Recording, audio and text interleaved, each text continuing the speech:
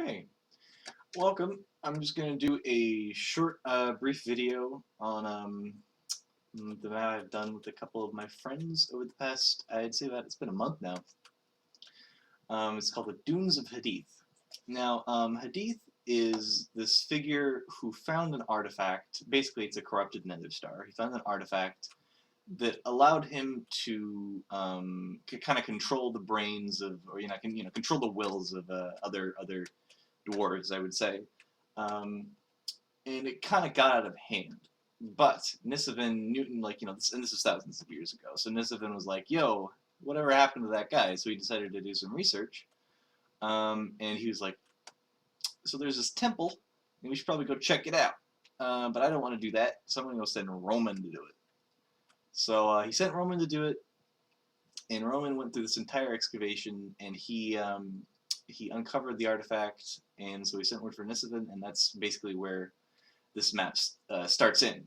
So there are like little dialogue blurbs all around the map that kind of like tie all that in. So like if I go right over here, you can see Roman says stuff like this. He says, "Hey old man, like what I did to the place. Sure needed these banners. The place was so bleak.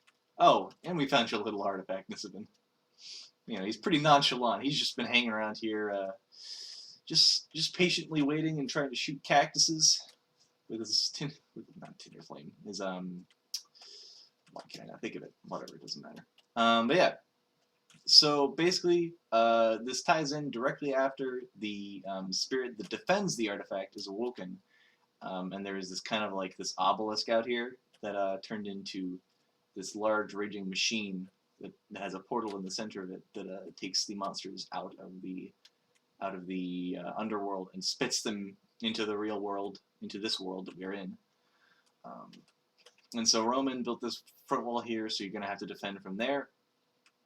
There's this second pre-existing, I suppose this is pre-existing, it's a pre-existing wall, built in front of the temple so that Hadith, the guy who the temple is commemorated after, could defend his wall if need be. So yeah, you go up the stairs, blah blah blah. You can defend from up there, and then go through here.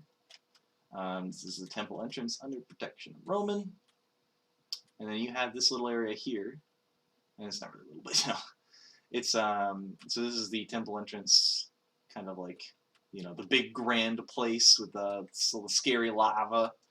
This place, I think this right here should be not too bad to defend, as it does have the bedrock, but it's definitely a very very interesting sight to see. I have all these little cute these little things here and there to kind of tell you what's going on, give you a little lore backstory. I don't know if they're gonna keep this or not, but I don't really mind. For all I care, this could just be in there for the people who want to see the map. So just get a kind of a good idea of how to do roleplay and such. So you have all this stuff here. I think it's fairly straightforward. You can't really get lost here.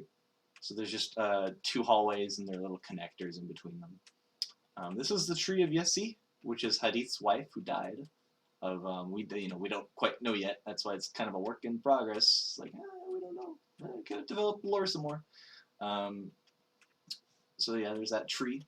I feel like this is fairly defendable. We did expand this out a bit. It was much more cramped, but now there's this. There's kind of made that a bit wider there.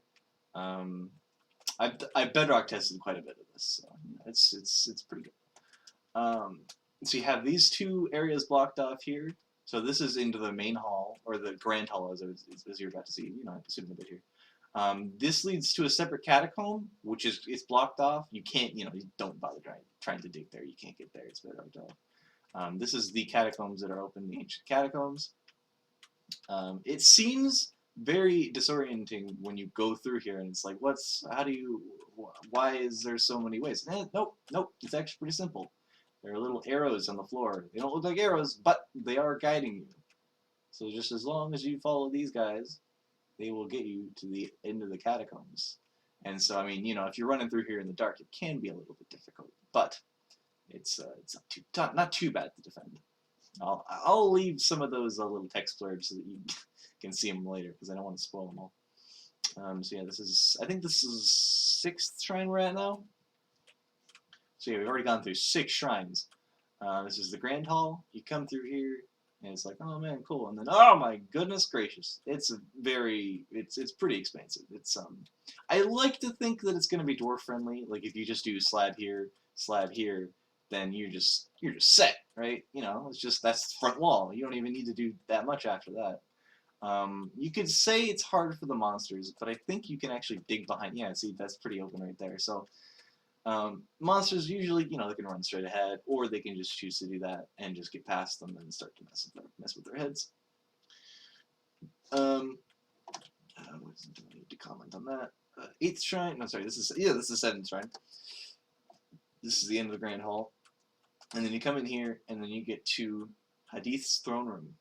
Now this room, I don't know. I don't remember how long this took to make, but I feel like this was the room that took the longest to make, just because, I mean, I've never really, big buildings are not my forte. Doing big grandiose things are not, you know, could be better.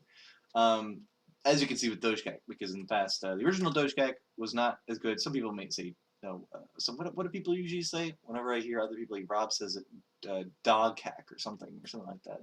But, you know, I was on the build team. We called it Doge Cake, or sorry, Doge Cake.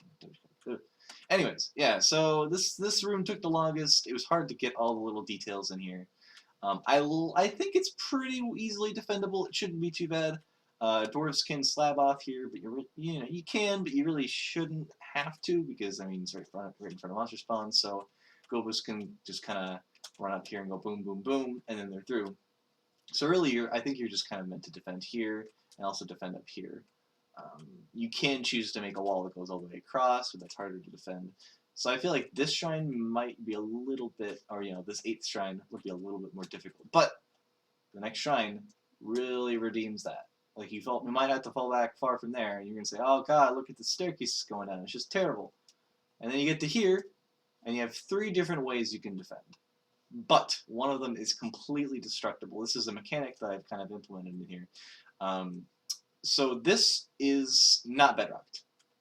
You can blow this up all you want, and you're gonna say, "Oh, well, that's just kind of crazy. Why would you do that?" I would do that because if you do that, then you have a lot more gameplay options. You have to be more strategic, more wise about what you're kind of doing with your playstyle. See, Gobos, and it goes for both. It goes for both dwarves and for monsters. Because if Gobos just rush up and they're like, "Oh look, they slammed it off. Let's go," and then you know, there's no more bridge. I mean, yeah, it can withstand a few blasts, but Gobos have to understand that they can't really blow up on this bridge if they want to keep it.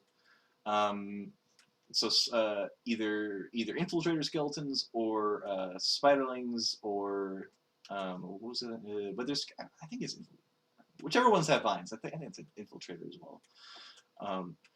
So yeah, you either have to use those 3, or you just completely get rid of the bridge. That is a completely legitimate tactic if the dwarves go in here and they just decide, yeah, we're just going to get rid of the entire thing. That's something that's completely within their power to do. And some people might also say, "Oh, well, what if you fall in lava?" Okay, well, that's why I added these little things here. It'll be a pain. Oh God, and as you can see, it's very deep. But if you just jump up on here, I mean, you're fine. You just got to go up here, and then you got to jump up here, and then just pillar up. And you can say that's hard, but I mean, that's why you build walls on the side of the bridge. It's no harder than Forgotten Mines, the bridge on that. I mean, you can defend that, and it's not really that hard now, is it? And this is much wider, and this is definitely much more securable. Only drawback, of course, is that it does have no bedrock on it. You can go around, though. Always remember that. You can go around, but this route takes, I believe it's 35 to 40 seconds if you go, depending on the way that you go. And just straight down the center, I think it's 28 seconds. So that's much better for, you know, just good for monsters, not so good for dwarves. So that's why dwarves might choose to get rid of it. Final shrine room. I tried to make it I didn't want to make it too big because it's right below. It's actually right below 7th shrine, so the Grand Hall is right up there. There's little kind of places up here where skeletons can kind of shoot down if they want, but also people that, you know, the dwarves can run around and they can be like, "Oh, they're just gonna fight everything," and it's not really that difficult to defend. I mean, if you slab off here, it's a pretty good place to defend, and you can stand up here. It's not one of those hallways that's really kind of short and stubby. It's tall enough that you can slab off and you can stand up here and you can snipe, but also that skeletons can climb over and such, and they don't have to worry about stuff like that.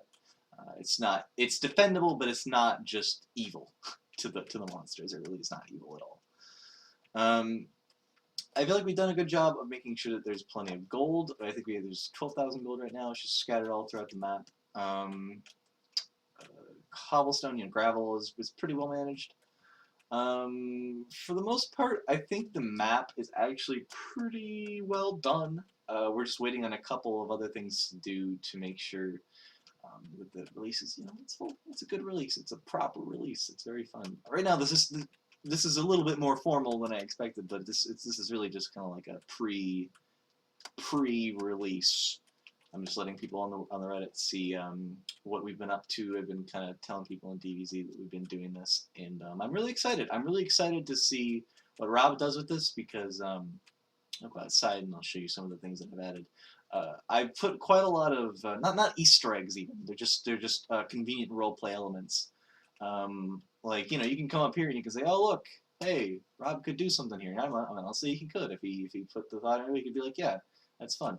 And you got this overhang here, and I just added all these little kind of elements, that people can just have fun with. And I think that'll be really good for the game. Like, I mean, who knows what Rob could come like. I don't know. Rob could just come up with some funny stuff for this. Like it's just like a little shack, a little hermit shack with a staircase leading up to it. Grand Canyon for all we care. There's a village over here. I mean, they can remove this and that'll be completely fine. I really wouldn't mind at all if they removed it. But I just really felt like I could implement. Come on, world, you want to load? I really wanted to implement a lot of. Okay, that's 3A. I really wanted to implement a bunch of little, just kind of side things. This is actually part of the lore, and it will be very apparent as to why it is a part of the lore soon, because I'll just say there's a comic. There's a comic going along with the lore. I'm friends with some comic artists, and they decided, let's make a comic. And then, they work on the map too. I'm not just like, I don't know, do it for me. So yeah, but I've added a ton of things like this, and I'm really excited. I'm really excited to see what Rob and HC Justin do with this. I think I'm the most satisfied with this map out of any map. Mainly just because I haven't seen a 9-shrine map that's not only have I not seen a 9-shrine map that's like this, but I haven't seen any map really that people have like put a solid month of work into, because this has been a solid month. I've been working every day, and so have the rest of my build team. So like I said, I'm excited, and yeah, that's it. Thank you for watching. We think we're going to release and actually put a map out for download in about a week. So look forward to that. All right, bye.